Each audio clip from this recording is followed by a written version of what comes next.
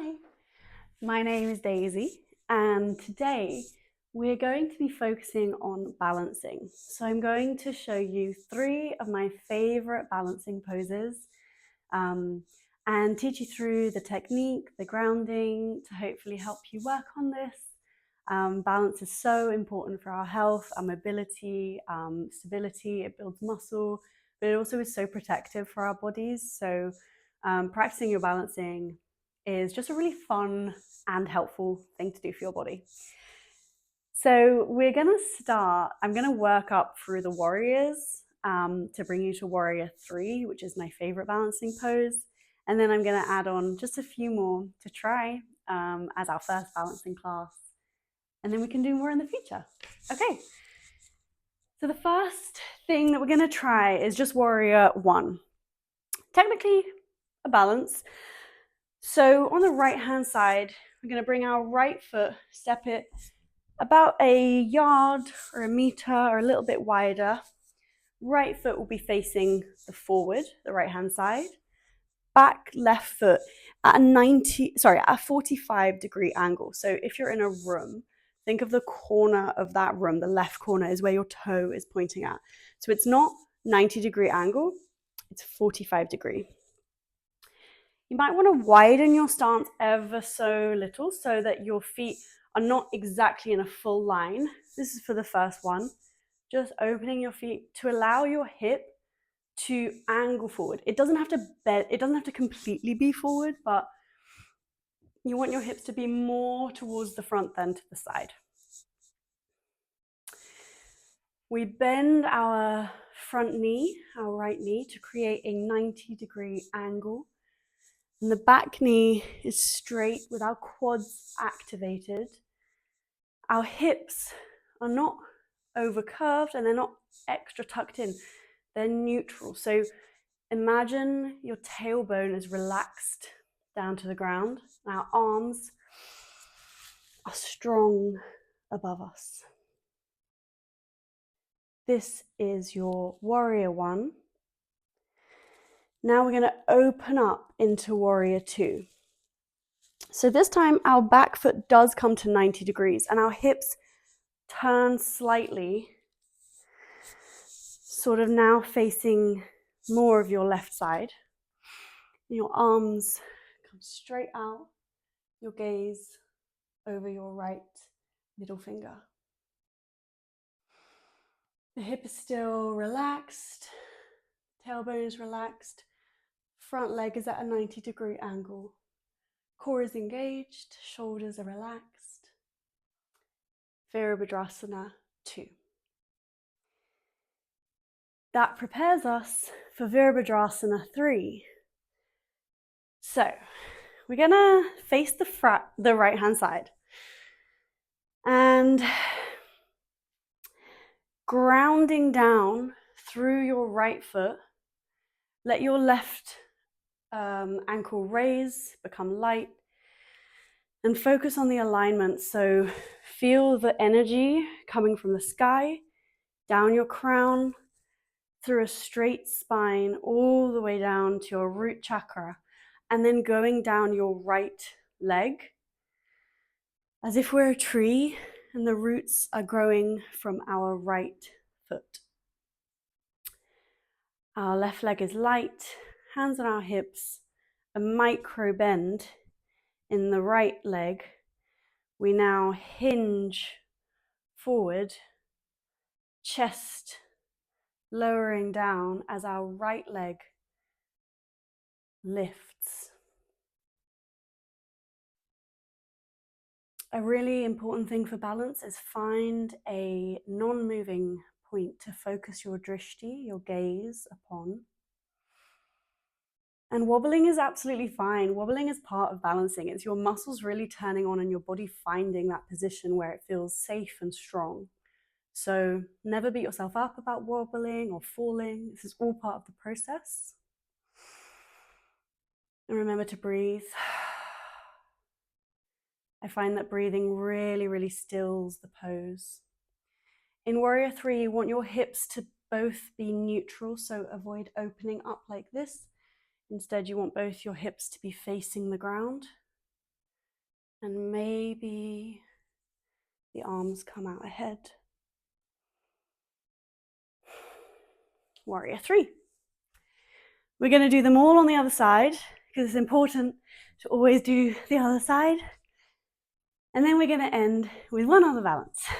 So, left hand side, Virabhadrasana 1. Our left foot facing the left wall or whatever is on your left. Our stance is about a yard, a meter, maybe a bit wider. Back, right foot, 45-degree angle towards the corner wall. Our knee bends and we find a 90-degree angle in the front leg. This is sometimes where you find that you need to widen your stance. It's very individual for your body, so wherever you find the 90-degree angle or what feels comfortable. Our back leg is strong, our quads are engaged, our hips are more forward than they are to the side. And our chest is to the front. Our arms raise up.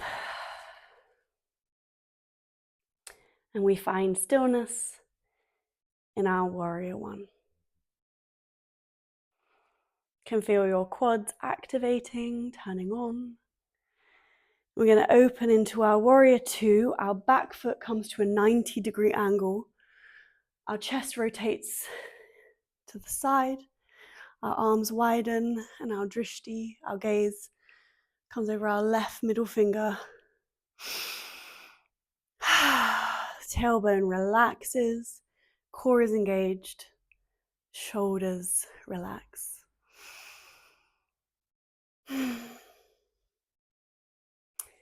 Now coming to standing, I'm going to do warrior 3, Virabhadrasana 3.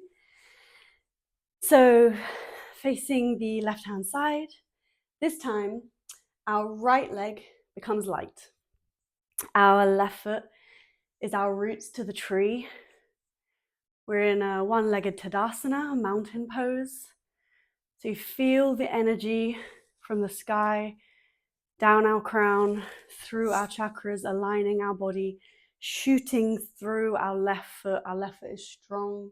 It's the roots of our tree onto the ground, grounding us with the earth. Hands on hips. As we begin to hinge forward, keeping a micro bend in the left knee. Our right leg rises behind us and our chest lowers to the ground. Again, hips, we try to keep facing the ground, not opening up too much to the side. We forgive ourselves for wobbling. We welcome wobbling. Balance is never perfect. Some days are amazing, some days are hard. Some days it's impossible. It's just about showing up and trying. Another really helpful tip that I love here is now imagine the life force energy again is from the crown, but this time coming from the front of us, through our crown, shooting through our body. And our back foot is flexed, like it's standing on the wall behind us. And maybe, see, it's okay. Okay, gonna get back into it and I'll see if my hands want to play.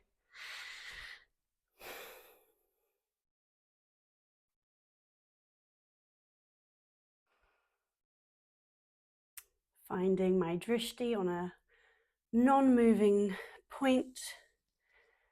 My hands reach out ahead.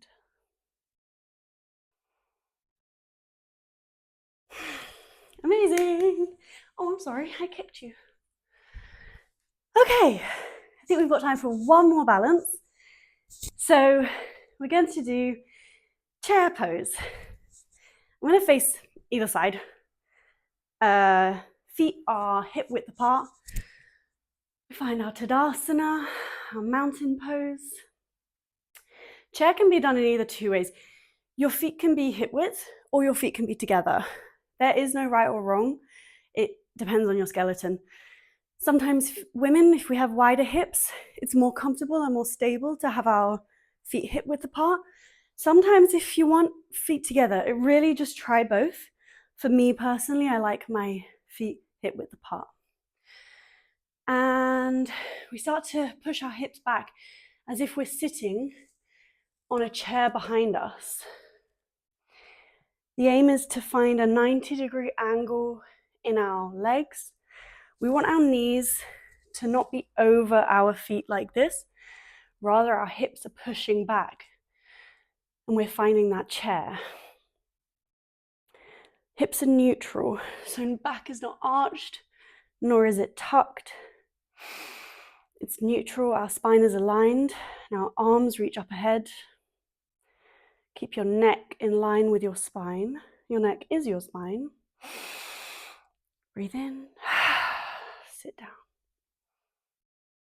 Chair pose. I can honestly feel this burning like my thighs and my glutes so much. So it's really good for toning, for balancing, for waking up, and just overall strengthening and waking up your body. So those are a few balances to start. I will definitely be continuing the balancing as a series. So I'm going to be doing lots of other balancing, even onto hand balancing eventually.